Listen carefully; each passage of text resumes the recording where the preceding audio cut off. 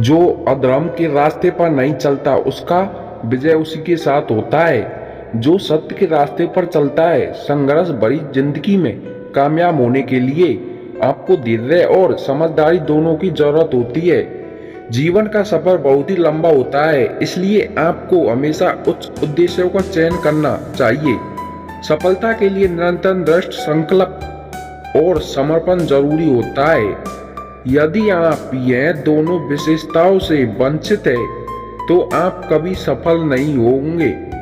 जीवन के मुश्किल पलों में आपको अपने लक्ष्य को याद रखना चाहिए। इससे आपको संघर्ष करने की शक्ति मिलेगी।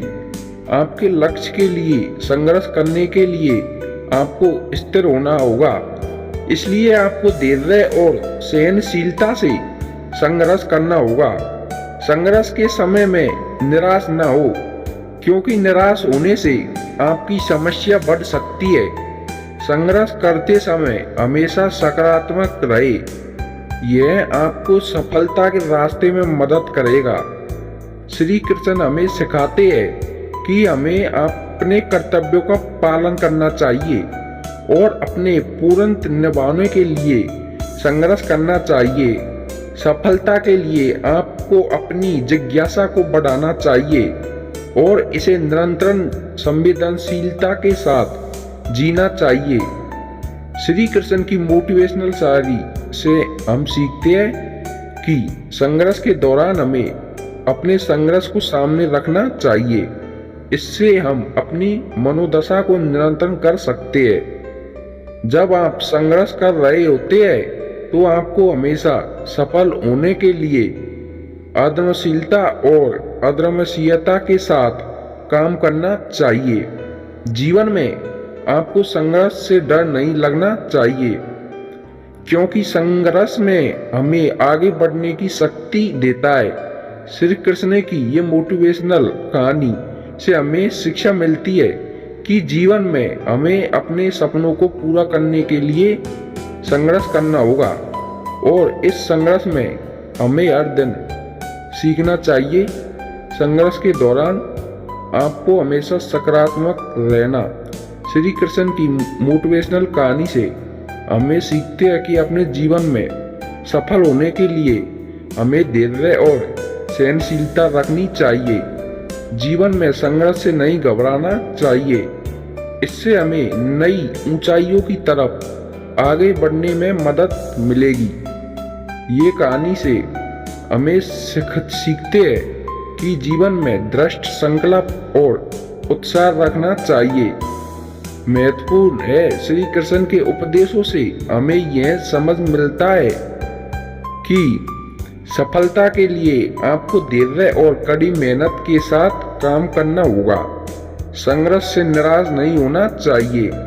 इससे हमें सीखने और सुधार करने का अवसर मिलता है। जीवन में हमेशा सकारात्मक रहना चाहिए, क्योंकि सकारात्मक सोच हमें सफल की ओर ले जाती है।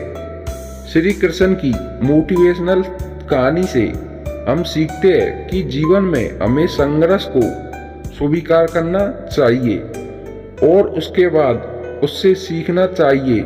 जब आप स्वयं को जानते हैं तब आप अन्य लोगों को समझ नहीं सकते। इस उदाहरण से हमें यह समझ मिलता है कि हमें स्वयं को जानना बहुत महत्वपूर्ण है, क्योंकि जब हम स्वयं को समझते हैं तो हम दूसरे को भी समझ सकते हैं। संगीत का सबसे महत्वपूर्ण उद्देश्य आत्मा को शांति देना है।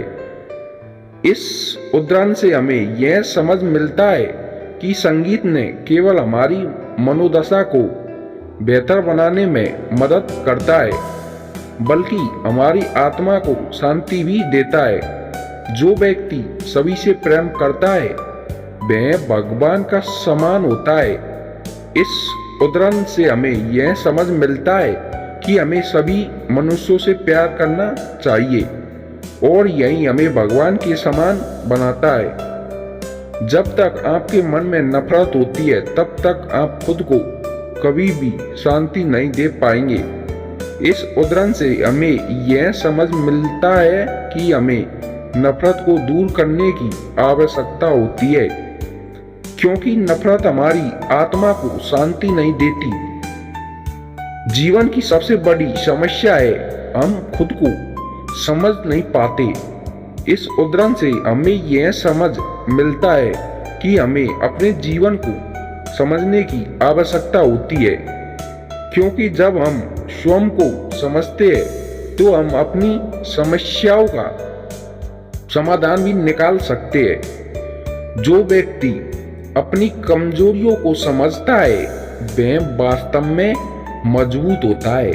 इस उदाहरण से हमें यह समझ मिलता है कि हमें अपनी कमजोरियों को समझने की आवश्यकता होती है, क्योंकि जब हम अपनी कमजोरियों को समझते हैं तो हम उन्हें अपने फायदे में बदल सकते हैं। अगर आप एक सफल व्यक्ति बनना चाहते हैं तो अपने सपनों को पूरा करने के लिए कभी नहीं डरना चाहिए।